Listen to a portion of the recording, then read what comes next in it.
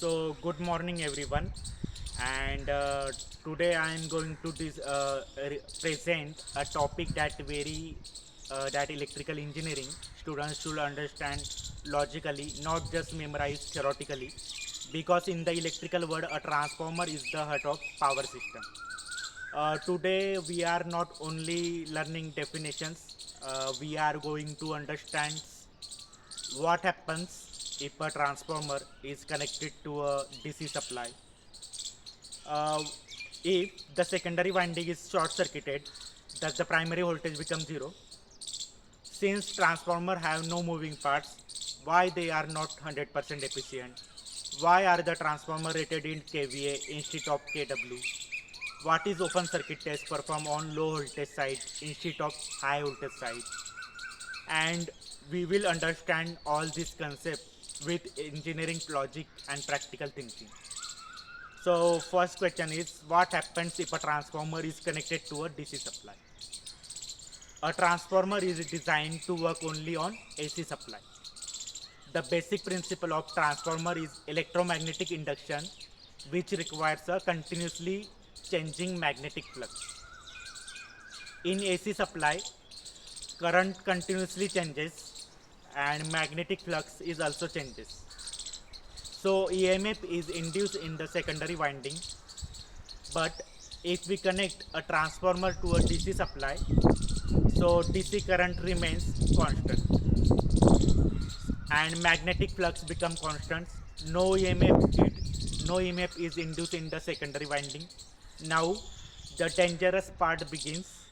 Transformer windings are designed with very low resistance because they normally operate with AC reactance. When DC is applied, reactance become almost zero. Only winding resistance limit the current. As a result, very heavy current flows. Winding starts overheating. Insulation may get damaged, and transformer may burn out. Therefore, connecting a transformer directly to a DC supply is extremely dangerous. Second question is, if the secondary winding is short circuited, does the primary voltage drop to zero? This is a very common interview and viva question. The answer is no. The primary voltage is does not becomes zero. Let us understand logically. When the secondary winding is short circuited and secondary resistance becomes extremely low, a very large current flows through the secondary.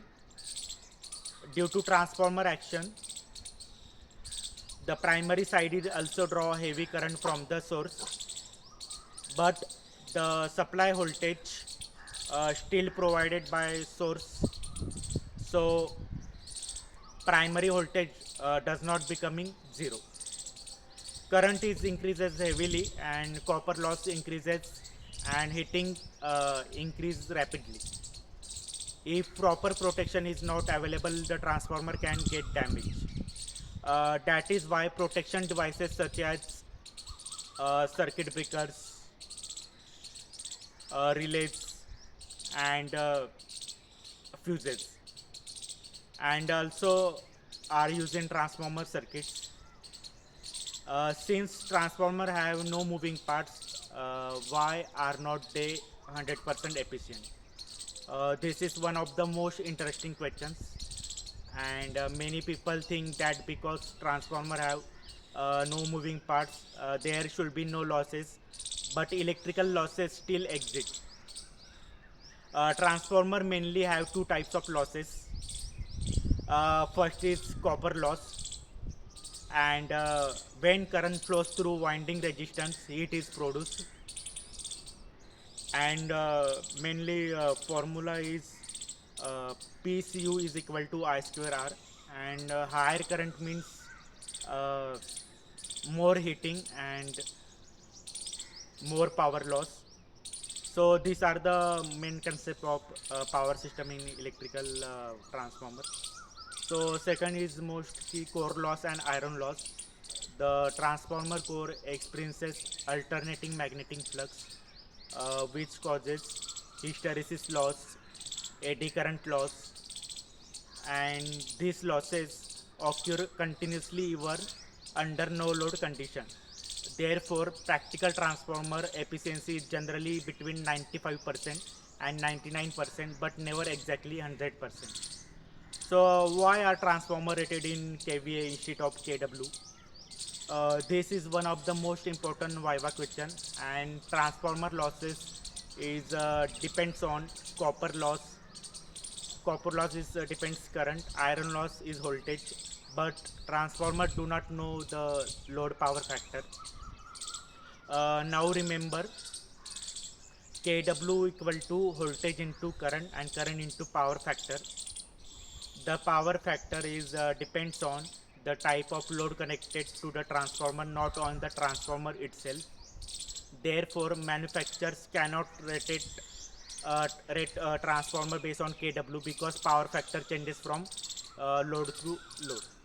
So transformer are rated only based on voltage, current, and formula. Mainly, main important formula is S equal to VI. That is why transformer ratings are expressed in kVA instead of kW. So why is the open circuit test is performed on low voltage side instead of high voltage side? This question is completely based on practical engineering logic, and in the open circuit test, one winding is kept is open, rated voltage is applied to the other winding, and now think practically, if we supply to the high voltage side, and handling of a high voltage becomes dangerous, measuring instruments become expensive, and insulation requirements is increased, and safety risks becomes higher. But if we supply the low voltage side, operation becomes is safer, instruments are cheaper, and connection are easier, measurement become more convenient and accurate. Therefore, for safety, economy, and convenience, the open circuit test is usually performed on the low voltage side.